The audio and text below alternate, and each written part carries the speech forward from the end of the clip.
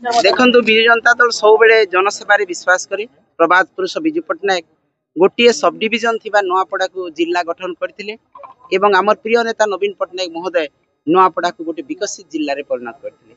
आज नुआपड़ा अंचल कृषि जलसेचन गमनागमन स्वास्थ्य शिक्षा समस्त क्षेत्र में आज विजु जनता दल तार समस्त प्रकार साहाय्य करिछि, विकास काम करिछि एवं जनहितकर योजना करिछि।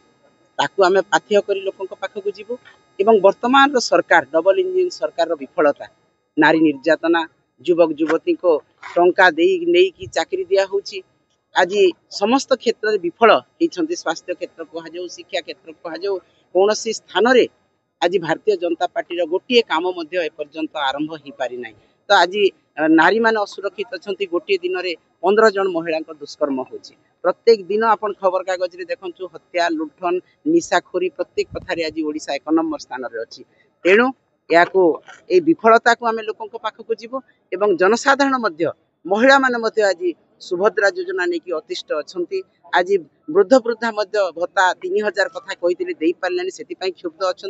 आज चाषी पंजीकरण होना चाषी धान बिक्री होनी आज सार असुविधा रही 800 टंका बोनस देवा ना 20 केजी गोटे धान बस्तार कटा हो सब क्षुब्ध होकर जनसाधारण असंतोष व्यक्त कर तार प्रतिफलन आपण मैंने गतकाली देखिपारे। केवल विजु जनता दल नुह जनसाधारण स्वतः प्रवृत्त भाव में हजार हजार संख्यार आमर पदयात्रा जड़ित होते। तेणु निश्चित भाव में एठिकार लोकंकर नवीन पट्टनायक प्रति विजु जनता दल प्रति भावावेग रही संपर्क रही कहीं ना कहीं समस्ते मन स्थिर करिसेंती विजु जनता दल सहित रहिबे एवं पुणी से विकास जय यात्रा एठू जेमती चली चली।